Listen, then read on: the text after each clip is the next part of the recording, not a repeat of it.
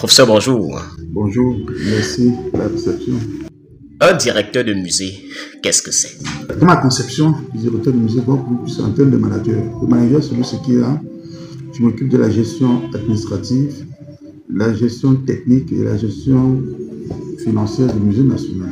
Dans le musée national, on en entend parler, mais au fond, c'est quoi le musée national?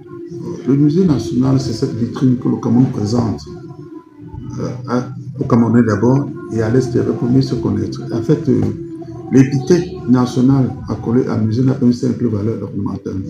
C'est un musée qui s'adresse à toutes et à tous sans aucune exclusivité. C'est un haut lieu de ressourcement et de reconnexion des Camerounais. Vous savez que c'est au départ déjà c'est un monument historique.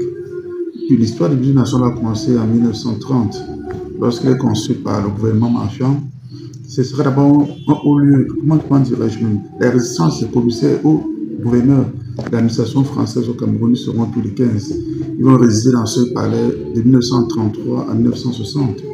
Lorsque le Cameroun accède à l'indépendance en 1960, ce palais sera transformé en résidence du premier président du Cameroun, son excellence El-Hadj Amadou Ahidjo, qui a fait une extension de 2 ailes. Vous avez le mouvement, l'extension de 2 ailes. Sur le côté droit, ce sera son domicile. Sur le côté gauche, actuellement, ce seront ses services. Il va y résider ici de 1960 à 1982. Lorsqu'il est allé au niveau des Touzi, il faudra attendre un acte volontariste du chef de l'État, son excellence Paul Biya, en date du 17 novembre 1988, pour transformer, pour réaffecter dans un palais en musée national. La première exposition va ouvrir en janvier 2001 lors du sommet France-Afrique. Les Camerounais auront la possibilité de découvrir l'ancien palais et les expositions du musée national. Le musée national va fermer en juin 2008 pour les travaux de rénovation, pour rouvrir le 15 janvier 2015.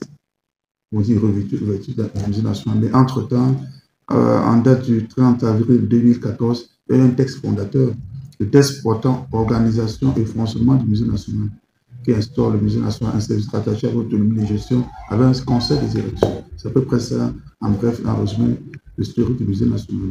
Alors, vous avez parlé tout à l'heure, professeur, de l'exposition. Et actuellement, le musée accueille une expo sur le septentrion. Qu'est-ce qu'on peut dire sur la philosophie et la visée de cette exposition? Il faut dire que depuis 2020-2021, le ministre des Arts et de la Culture, son excellence, Dr Bidoukat, a mis un vaste programme de réorganisation des expositions du musée national pour que le public camerounais puisse se réapproprier le substrat multiculturel du Cameroun. Parce que le plus important ici, c'est que les Camerounais se reconnaissent dans ce musée. Et ils ont commencé un vaste sujet, la valorisation des universaux culturels à travers les 4 aires culturelles. Ils ont commencé la saison 1 avec les culturels septentrions, avec la thématique des dynamiques entre présent et passé, en collaboration avec le musée d'Angoulême et l'Institut français, parce que le musée d'Angoulême avait une forte collection fallée. Dans cette exposition, nous présentons les richesses, la richesse de la diversité, la richesse artistique et culturelle du septentrion, qui regroupe 3 grandes régions, la région du Nord, l'extrême Nord et de la Damawa, sur 3 grands axes. L'axe de la dynamique historique, la dynamique de création et la dynamique contemporaine. Ce croisement entre passé et présent, pour que ce public puisse davantage mieux se reconnaître, se rapproprier, parce que c'est il faut donner au maximum d'occasions pour que les Camerounais puissent se rencontrer, se parler. Et la valorisation de l'université culturelle est un acte fort, un acte volontaire qui vient concrétiser davantage la vision du chef d'État sur le sens pour dire que nous passons d'une culture inconsciemment vécue à une culture librement pensée. Alors, on parle souvent du musée comme d'un enseignant silencieux. Et visiter le musée est une chose. En comprendre la sémantique des expos ou bien des œuvres exposées en est une autre. Quelles sont les prédispositions que quelqu'un, je veux dire un novice, qui entre dans le musée national, qui vient par exemple explorer ou alors visiter cette expo sur le septentrion, devrait avoir pour pouvoir bénéficier de l'entièreté des opportunités qu'offre cette expo-là? Vous savez que dans le musée, on a coutume de le dire, les œuvres sont polyformes et polysémiques. il appartient aux médiateurs culturels d'offrir les clés de compréhension de l'exposition au public qui comprend, on a affaire à plusieurs types de publics, le public, le non public, et ceux qui ont besoin d'un certain type d'accompagnement. Ce qui fait donc que pendant que le montage de cette exposition, ça a duré 2 ans déjà, hein, temps de former les équipes scientifiques, mobiliser les gens. C'est une exposition aussi extraordinaire, pourquoi? Parce que ça a mobilisé près de 300 objets de 3 heures culturelles, près de 40 traiteurs, jamais eu au musée national. Pendant que les équipes de conservateurs, les commissaires préparaient l'exposition, les équipes de médiation préparaient les activités et les supports d'aide à la visite. Donc ça va de pair. Le langage de l'exposition doit s'adapter en fonction du type de public. Il est question pour nous, à travers les conférences, les visites guidées, les supports de médiation, offrir les clés de compréhension à ce type de public qui en a directement besoin.